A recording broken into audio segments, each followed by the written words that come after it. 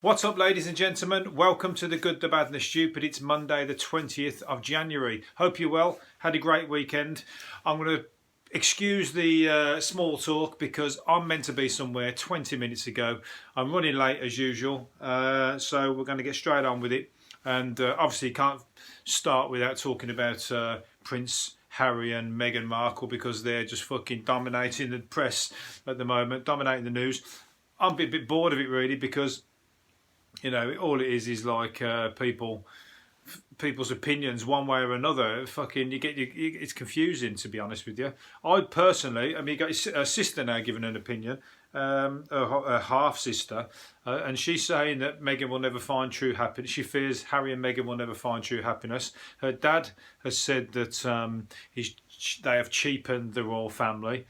And then other people are saying fucking good on them and whatever else. So I personally say that they're going to be happy as Larry. Why, they're a couple. I think they're going to be fucking milking it. They're going to be like making loads of money. They're going to be like, and he's wanted to do that for a long time anyway. So it's only if they split up, he's going to think, fuck, now what am I going to do? Can I have my Royal Highness badge back? And they're going to go, no, sorry, Harry, you fucked off. Piss off. You're not coming back. You could do some odd jobs for us if you want, you know. Sweep the fucking the foyer at Buckingham Palace and do a few, like, you know, a few little cheeky jobs that we can't fucking get to ourselves. But apart from that, you fucking made your bed. So hopefully they stick together. I mean, I'm being cynical. Of course they're going to stick together. They're happily married, but you never know what's around the corner in this life. But they'll make enough money anyway. Money wise, it'll be sound as a pound. You know, let's hope it doesn't go down his fucking uncle's route and start hanging around with the new version of Jeffrey Epstein, whoever that might be. I'm sure he won't. Anyway, was it drug dealers are targeting users with a social conscience by offering ethically sourced cocaine, dubbed woke coke. Basically, so people on the dark web are selling cocaine that they suggest has come from sustainable sources and fair trade and all that kind of stuff. Fuck it, it's a business, isn't it, at the end of the day? I suppose people want to buy it and know where if they're going to put things in their bodies and up their nose and whatever, it's probably good to have some kind of, you know, like the label on the back you get on food and going, oh no, this one's a bit bad for you, this one's got fucking rat poison in it, oh no, this one's alright, this one's like ethically sourced, it's got no palm oil or anything in it, and it's straight to, you know, 0 to fucking 60 mile an hour in 5 seconds as soon as it's gone up your nose. So yeah, I don't know, there's drug takers and, you know, there's a lot of risks involved with that, so if people are gonna kill the risks, then, you know, you got to get with the fucking program and get in the real world, haven't you? And ethically sourced again, you know, because there's a lot of vegan coke sniffers out there, and people go, you know, oh, you fucking vegan, but you fucking, you know, you're giving it all the one for animal rights. What about human rights? And rightly so, but there you go. They might have just fucking been dealt with that problem. That problem might just been dealt with by these business people on the dark web. I don't even know how to access the dark web. I mean, leave a comment below. I have no idea how you get onto it, but apparently it's just like fucking shopping at Amazon, but for everything, you know, for all that kind of stuff. So there's a market for it, clearly. Anyway, who am I? I'm just a mere podcaster and comedian. Some people would say. Anyway, film hardman Jason Statham showed his appreciation for fellow baldy Fred Fairbrass. Who's Fred Fairbrass, I hear you say? Do you remember Right Said Fred? Yeah, the two brothers. I don't know if they're brothers. I think they are, aren't they? But anyway, there's two of them. And the son are just fuckers, aren't they? They're calling him here the slaphead Right Said Fred guitarist who's 62. Well, there's a picture of him when he was older here. I don't know what he looks like now, but they're just fucking nasty fuckers, aren't they? Calling him slaphead. Anyway, he was having dinner at the Ivy, and when he went to pay his bill, Jason Statham had paid his bill for him, and they were saying it's because he's got a fellow same hairstyle, but maybe he just loved his music, and he was like, oh my god, that's one of my icon, my musical icons over there. I'm going to pay his fucking his bar bill for him.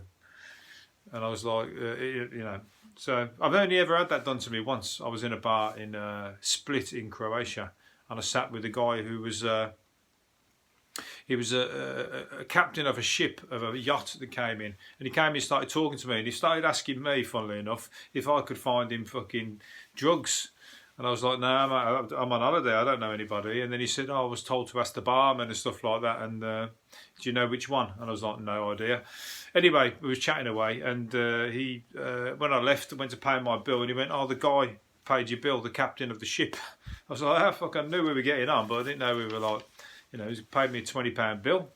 It was a nice one. I think I did suggest maybe it's that guy there, so maybe he picked the right guy. I don't know. Fucking, you know, you find them, don't you? Anyway, I was just minding my own business, and that kind of stuff comes to you. Anyway, the Masters Snooker final. I wish I'd have seen this. I'd have been laughing my head off if I'd have seen this. The Masters Snooker final was brought to a halt yesterday by a phantom raspberry blower.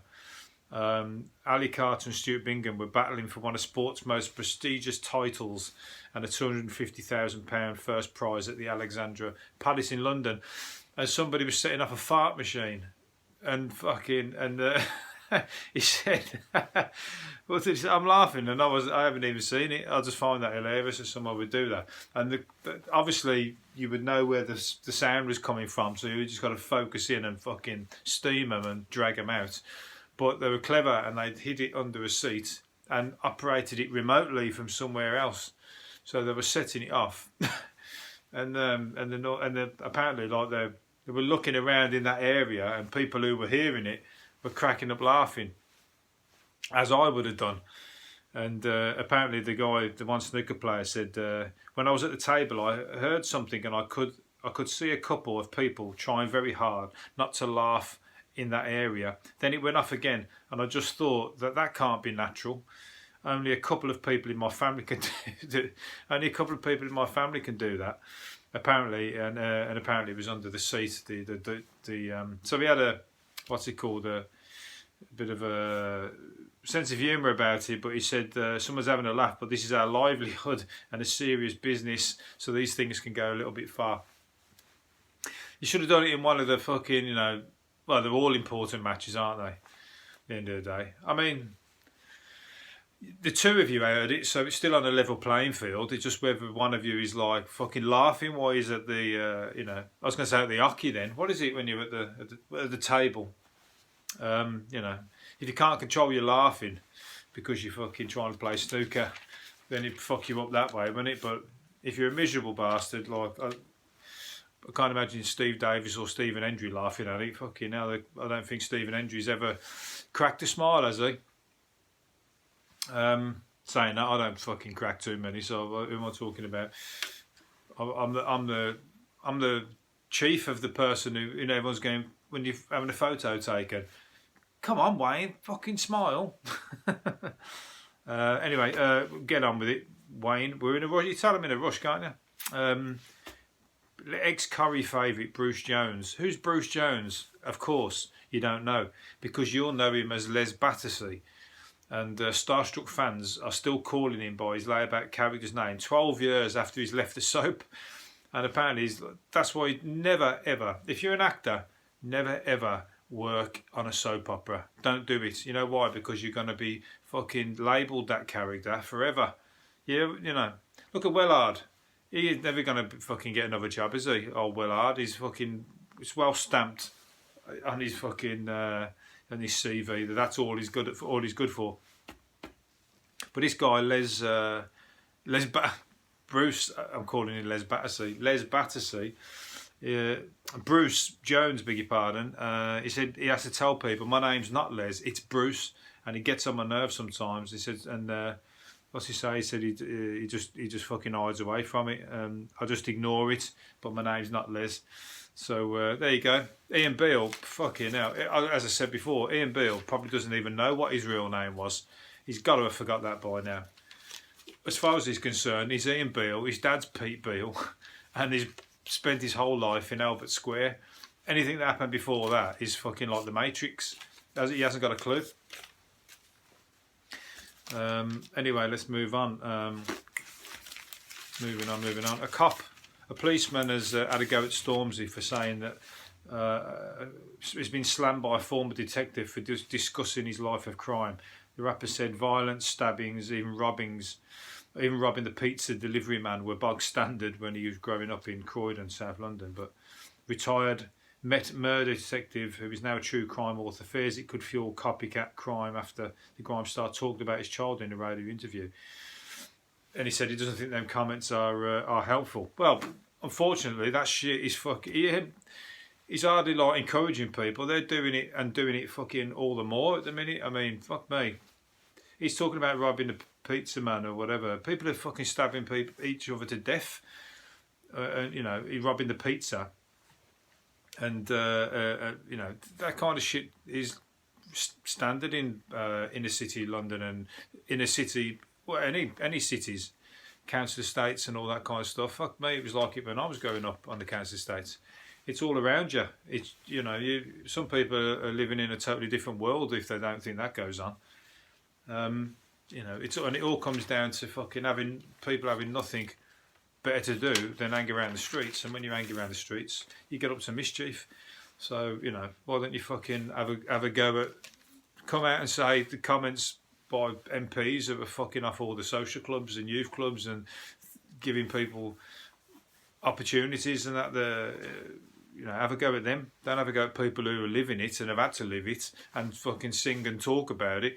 That's pretty much their life, isn't it? That, unfortunately, I mean, he's done good and he's managed to forge fucking successful career out of talking about or singing about his experiences. But you can't fucking slag people. You can't let people grow up in that fucking shit and then tell them that it's fucking wrong to talk about it. Anyway, Squirrels. Let's fucking lighten the mood. Squirrels follow humans in being left and right-handed. Although some favour one side of the body over the other, it's not to make their brains more efficient, as is believed is the case in people. I'm left-handed. I'm a full-on lefty. I'm saying that I'm lefty, but I hold a knife and fork right. Correct, should I say? And I think I might play pool or play snooker as long as there's no fart noises around. I'd be if you just come in, then listen to it a bit earlier on when I was talking about the fart machine. Yeah, so I'm a full-on lefty anyway. Left-eyed, left-eared, left foot, left hand. The Squirrels have got both. I don't know. I can't read any more about that. I haven't. Instead, Squirrels have showed poor preference in experiments, but not as good as learning fresh tasks as their ambidextrous counterparts. So not all of them. Some of them are ambidextrous. I wonder if they. I always wonder how the fucking Squirrels find their. I mean, they bury their nuts all over the place, don't they? They always find them. But imagine there's hundreds and hundreds of Squirrels burying hundreds of thousands of nuts, and they all find their individual fucking nuts. But maybe they don't. Maybe they just fucking forget totally and just go and rob each other's and just dig up and find who's ever nuts, and it's a fucking nut eat nut situation. The Squirrels in the hood and they're just fucking robbing each other. So the squirrel detectives don't like people talking about it. What am I going on about? Right, this is funny. There's a Kate Moss doppelganger has fashionistas doing a double take on the catwalk. There's a doppelganger and they've got like a Mike Tyson one and Naomi Campbell. I don't know who the other one was meant to be, but she does look a lot like her. The Mike Tyson one's a little bit fucking shady. I'm showing it to the podcast, to the video. That does look like Kate. What's her name? And that's Mike Tyson in the middle. I don't know who the one on the right is. Might be it's Madonna, but that's Naomi Campbell. Yeah, they look like him. I would hate to, I mean, I don't know if anyone wants to be my doppelganger, but I would imagine if you're like a lookalikey, and that would be your job, just because some people, that's their job, to be a lookalike. Like, you look like David Beckham, you're getting booked to come and pretend to be, or just to look like him. That's nothing else. There's nothing else that you can do, is there? Maybe kick a ball around. You know, if you're a singer, I mean, some of the singers who are like tribute bands and that, at least they're singing the songs of the person. But some people just turn up and just look like them. That's what I do. I'm here. Can I have a £500, please? I've had me here. All I've done all day is fucking doll myself up to look like Kate Moss. Right, so let's. Where are we going here? Smoking cannabis still affects driving performance after the high has worn off. Marijuana users who had not smoked it for 12 hours but tested in a driving simulator. So I'd find it impossible to drive smoking. I'd be like fucking. Have you seen them Up in Smoke films? That's what I'd be like. I'd be fucking. There's the one where he thinks he's driving and they're stationary, I think it is. But I don't know. Some people smoke weed and they're like totally normal. In fact, when they're not on weed, they're fucking hyper and really annoying. So that brings them down to average level. So they'd probably be fucking driving and be fine. You know what I mean? But if I was to, so I think it's different people for horses for courses. If I smoked it, I'd be passed out in the fucking back of the car. But you know, I don't know what the test is for testing. You know, do you get banned if you smoke weed when you're driving? I don't know. I'll have to double check that one. I know there's like drug drive limits. That's crazy. There's drug drive limits. So there's levels of cocaine that you're allowed, and that you're not all drugs that you're allowed. You know, you blow into. Oh, I've only had just the one tonight, sir. Just the one tonight, officer. Brits stuck in unhappy relationships spend 8 months plotting how to break up. Bastards, aren't they? Some 1,500 adults who have split from long-term partners in the last 5 years were quizzed. It took 8 months to save some money, find a new home and sort out some storage, and some squirreled away possessions and plotted to keep pets or a car. All that shit's going on behind your back. Fucking moody, unless you're doing it, and then it's all right. But sometimes they're both doing it. They're both plotting against each other and going like, "Oh, I'm having the cat," and they're going, "I'm having the cat." Well, wait till he finds out when I've fucking done one when he gets home, and he doesn't even come home because he's done one first. Can go both ways, but it's never nice, is it? All that.